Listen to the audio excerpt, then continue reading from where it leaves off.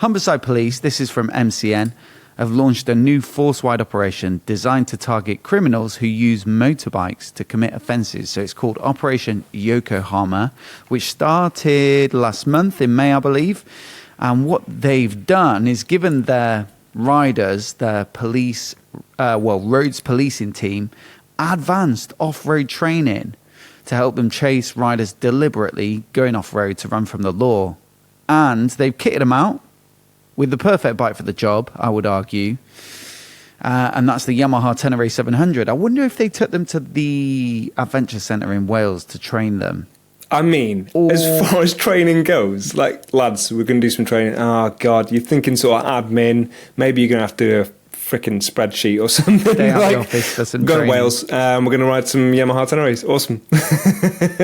Be pretty perfect, wouldn't it? Although I don't think it'd necessarily prepare you for the exact sort of riding that you'd be expecting to do if you were chasing someone who was trying to make a swift getaway, unless they stole a sheep and then took off through a forest. There's a lot in Wales. And maybe actually more appropriate off-road training is sort of like how to jump over a bin or go up and down curbs or go down a tight alleyway and wiggle the handlebars through and that sort of thing.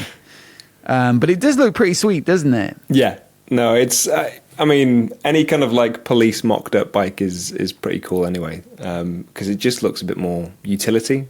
Yes, definitely. Got the flashing lights on the front. Looks pretty good. And also apparently they equipped them with stingers so that they can get ahead, chuck it across the road, pop the tyres of the crims and bring them to a halt is what I imagine happens there. But I think that's the sort of thing I'd probably screw up and just get the wrong road or something and they'd ride round it or something like that.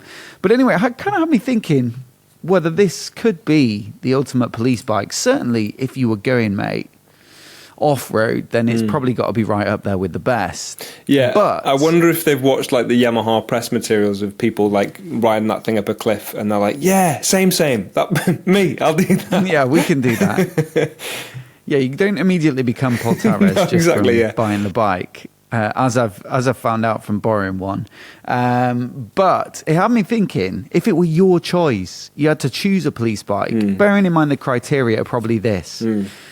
Ability to carry equipment, ability to ride it all day, every day, for like multiple days a week, for years on end, ability to ride in all weather, but it has to be quite nimble and it has to be quick. Maybe not the off-road stuff, but if you're thinking normal police bike, is there anything that comes to mind? What would be the one bike you'd be happy on every single day, carting stuff about, chasing people around? Ducati V4.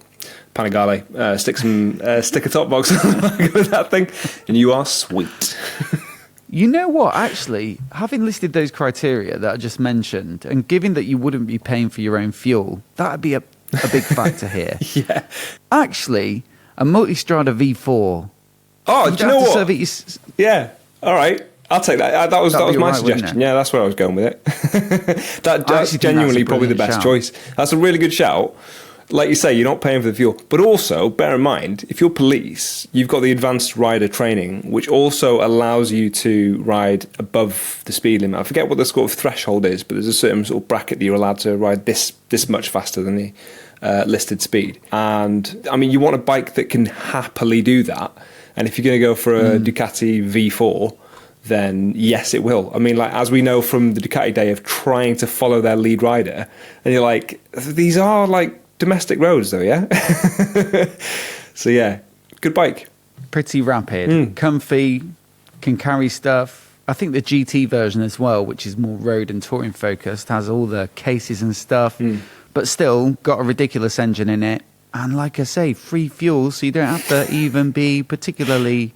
That's the massive downside of that bike, is it drinks quickly, especially compared to like a Tiger 1200 or a GS. But if it's not for you to worry about, then you can just purely enjoy it, get the blues and twos on and pin the throttle and have a good time. I also got a little list here of motorcycles from around the world that are most commonly used or maybe occasionally used as police motorcycles. So let me rattle through this. Australia, it's the R1200 RT. Belgium is the Yamaha FJR 1300. Japan have got a whole menu here, including right down from Super Cubs up to Gold Wings. But let's say the Gold Wing is the gold standard there, probably. The Philippines get to choose from the Kawasaki Ninja 650R, the Kawasaki Versys 650, and something called a Russie SSX. Versys 650, though, probably pretty good. Yeah. A couple of bikes listed from the US. You've obviously got stuff like the Harley Davidson Electra Glide, that classic, probably very typical police silhouette. But also, apparently, the Las Vegas Marshal Service has the Zero ZF 5.7. Interesting. Which is a little bit of like, I think that's the FX ZF 5.7, which is kind of like the off-road dirt bike version. So maybe they use that for similar stuff that the UK police are being trained for with the Ténéré 700. Yeah. And then the last step in the UK, we've got the RT, of course. If you've ridden in the UK, you'll have seen many R1200 RT. And a shout out for the VFR 1200 as well, which I always think is actually quite a nice looking bike, but you do see a few of those knocking about. I'm sure there are many others as well. But given that nice little menu there, where would you most like him to be a police officer, given the bikes that would be at your disposal, and given that none of them are the perfect tool for the job, which is, as we just agreed wholeheartedly, the Multistrada V4? Clearly. To be honest, probably the UK. I mean, like, you can't argue with an R1200 RT being a good choice for a copper, and BMW in general. Yeah, it's a really good choice. I would struggle to find one better. So you're not tempted by the sort of general idea of you being sat by the side of the road astride an electric glide? Thinking open face helmet. I was tempted. Mustache, looking at the photo as well, aviators. Right? Yeah, I mean, you've seen me with a mustache. If you haven't, I'll show you a photo. Amazing. Is it? Yeah, really suits my face. So yeah, I think for me, no, I'm still going to go with sort of the UK. But I looking at the Electra Glide, that monster of a bike. There's something really cool about that, but I don't know whether they're kind of respected or kind of looked down on. Maybe our kind of listeners can tell us, because we've definitely got a few in the States. They can tell us how they're viewed, whether people respect their authority or whether they kind of see them as a bit dweeby. I don't know. I've seen some footage of them riding those big bikes, and it is impressive. To be fair, the slalom stuff that they do, that is quite impressive. So no, there's definitely some appeal to that, and there is something quite cool about, being in, say, California with one of them. Totally. Yeah, beautiful.